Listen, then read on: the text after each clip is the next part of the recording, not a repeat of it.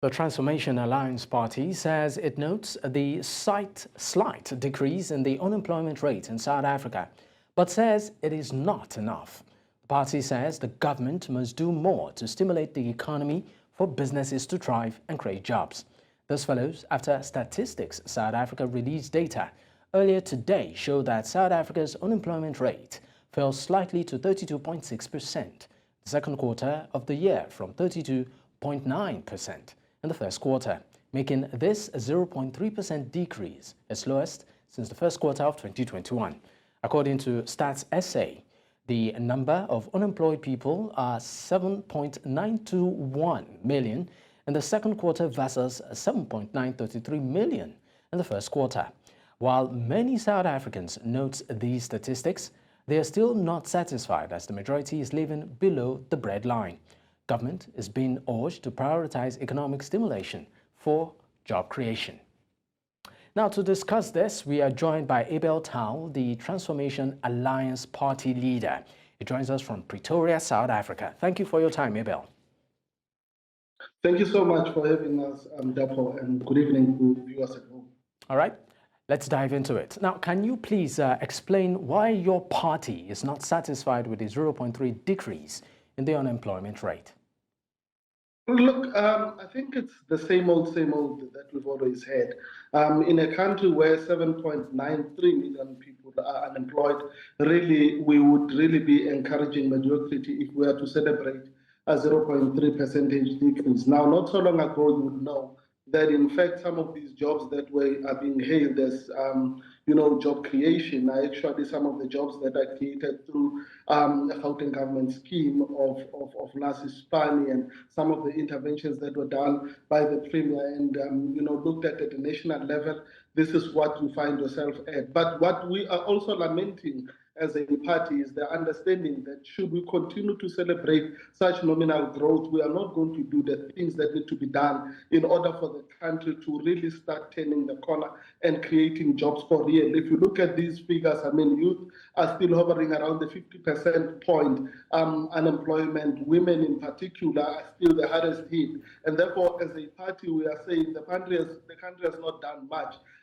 If you look at after the 10 years since 1994 of government of national unity, we've had actually unemployment increasing consistently until now. Look at a government that is really out of sorts in making sure that it turns the corner and turns things around. And there's a number of critical interventions that need to be embarked upon if we are to change our situation as South Africa, both short-term and long-term. And that is what we are calling for as a party. It is to say, look, the governing ANC is doing far from enough. We cannot be a state, what we call a welfare state where, the unemployed are only going to get 350 Rand a month and the number of social grants that are there. We need to turn our country around. All right. Now, what are your expectations regarding the unemployment rate? And why do you believe they are not met? Now, I want you to follow it up with another question, of course, which, of course, has to do with the specific actions you feel and inactions you feel that the government should have taken and they are not taking regarding this unemployment rate.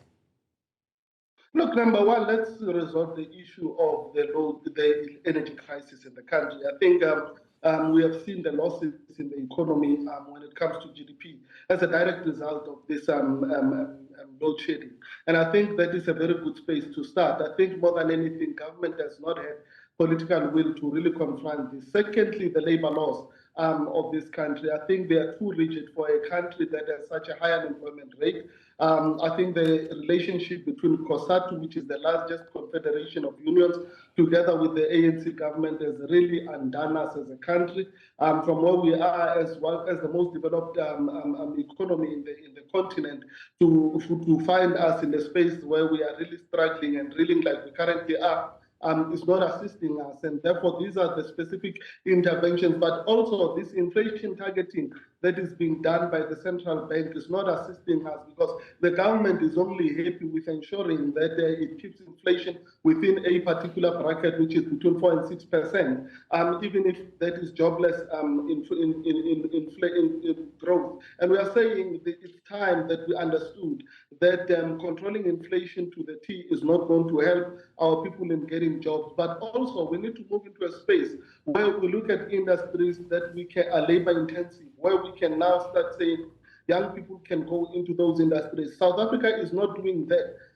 Instead of making sure that we invest heavily on infrastructure development, which is labor intensive, and making sure that we can borrow to invest in areas that are going to ensure that there's returns for the countries. We borrow to service wages, and borrow to service grants, and it's unsustainable. That is what we are saying. We're saying, let us look at labor-intensive industries. Let us look at interventions that are going to be seriously labor-intensive. I mean, you've got your hospitality industry, which can do well if we are to invest and help it, especially after COVID.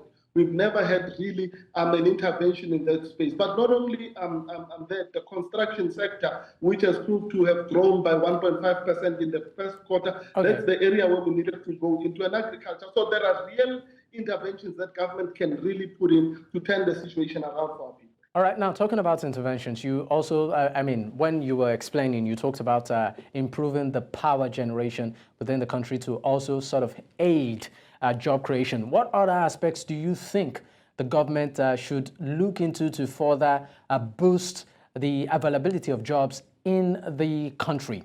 Then, just as also follow up to that, at what point would you say, okay, at this point, the government has really tried, we can give them a pass mark?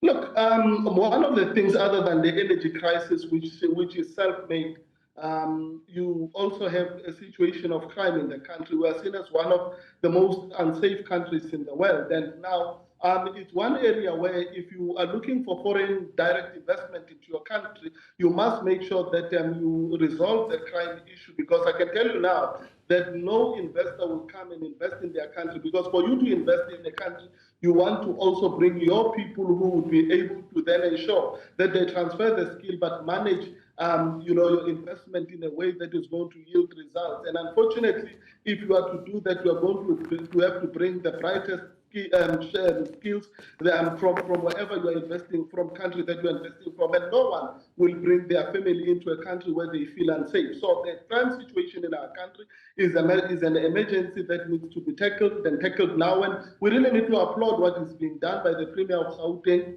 But it's too little, maybe not too late, but it's quite little, and the more needs to be done in that space. But equally, the inflation targeting, I think we need to get past that point where we are targeting inflation and making sure that we manage, the rise and fall of the rent in the manner that we wish, and being a bit more flexible, but also, deregulating some of these industries where really it's high regulation and it stifles job. All right, thank you. Thank you so much. We, of course, are pressed with time, but thank you once again, Abel Thao.